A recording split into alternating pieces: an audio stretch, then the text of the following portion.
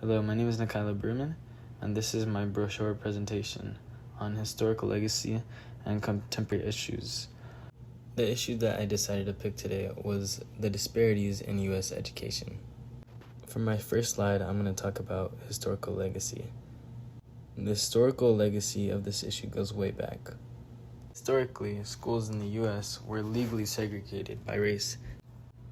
And when we really think about it, less than 100 years ago, schools had always been like this. It wasn't until recently where people actually started integrating black people into white schools. So schools in the U.S. were actually legally segregated before 1954. The court case that changed all this was Brown versus Board of Education, which ruled segregation as unconstitutional. Many schools, even after this, still resisted integration for many years. And even when segregation became illegal, its effects never fully went away. For example, policies like housing segregation and redlining kept a lot of schools separated even after the law changed. It even goes all the way to this day. There's a lot of redlining still being seen, and also a lot of problems that pertain to this issue based upon your socioeconomic class. Now, in the next slide, I'll talk about a contemporary issue that is related to what we were just talking about and why this happens. So, pretty much how I was saying, low-income schools often have less funding, fewer resources, larger class sizes, and fewer resources, as well as more out-of-date resources, while wealthier schools have better facilities, better technology, more programs, probably more clubs, and honestly way more funds being donated to them, as well as funds just in general. But they also tend to have the more updated resources as well as the newer resources. Now, from the pictures here, we can see the lower income school on the left that seems to have a lot of classrooms, actually being 3 stories, and having that as maybe their quad or maybe the area where people hang out, and there's not actually any tables at all, and it seems as they have a lot of dead grass, maybe not enough funds to even take care of their schoolyard. And then on the right, we actually have fully green grass. It looks like these buildings are made out of nice materials. We see a little sun canopy overhead. They have some decor. They have a whole design that looks planned out. And if you can see underneath these canopies, there's actually some benches and stuff like that. And all around, it just looks like a nicer school. You may ask, why is there such a big difference between these two schools? And a lot of it comes down to the fact that school funding mostly, primarily comes from local property taxes. So wealthier areas are going to have more resources, while lower income areas are going to have less. Now on to my next slide. I'm going to talk about the impact on education and my, future occupation as an SLP. So the reason I think that this, honestly makes a big impact on education and my future occupation is the fact that students in underfunded schools will probably experience language delays, whether that's in elementary school or middle school, maybe even high school.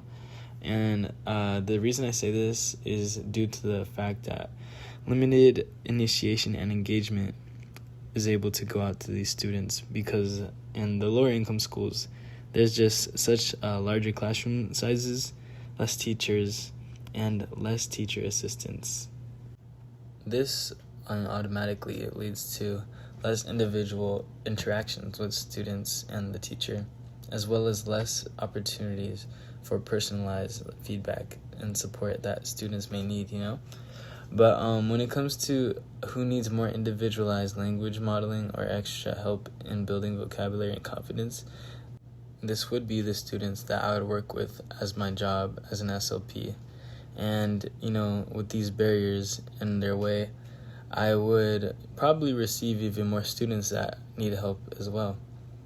And when having a school from a lower income bracket, there is going to be probably less access to speech therapy services, especially when it comes to, their parents trying to, put them in maybe speech therapy services outside of class.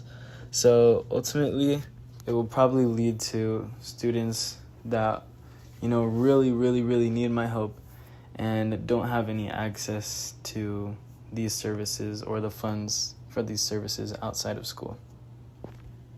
And unfortunately, when it comes to these schools that are in the lower income bracket, they do tend to have less people working there and seem to be actually more short-staffed due to a lot of factors. But when it comes to these students, whether they need help with speech or their accents or comprehension, there's a lot of different factors why they may need SLP help. But these barriers do get in the way. So when I'm teaching and when other people are teaching in these school settings, I think it's super important to have these teachers practice cultural humility and be able to understand everybody's has different situations, and it's important to factor that in if that's not something that you're that aware of, or maybe you haven't experienced yourself. In my experience as a younger kid, I do remember having these sort of things not help me understand what was going on. They kind of got in the way of my schooling and how I approached learning, because I've had educators in the past that did not understand my barriers, and it was hard for me sometimes, but I had to just push through that because I didn't like feeling like there was nothing that could help me. So I think it is important for educators to understand these systemic barriers and not blame the students for what they have problems with, because they might have a number of factors that are getting in the way of their learning. There's always a lot of stuff that goes on in people's life, and especially at home. I know that's one of the factors that was going on for me. So I think that's important for SLPs and teachers to understand. Additionally, I do want to put in another slide on ways to combat this issue, even though it's not required. But I was thinking that policy and funding changes could really help. For example, increasing funding for low-income students in schools, and reducing reliance maybe on property taxes, having some money come through nonprofits or basically under-resourced schools, just having more funds go towards lower income schools. Investing in classroom resources and teacher support would also help, and desegregation policies and district rezoning efforts could really help in this aspect. I think when we aim to try to fix these problems, and we aim to reduce racial and economic separation, it really helps our students, because a lot of these issues do have a daunting feeling on students, and it's something that can really stay with them.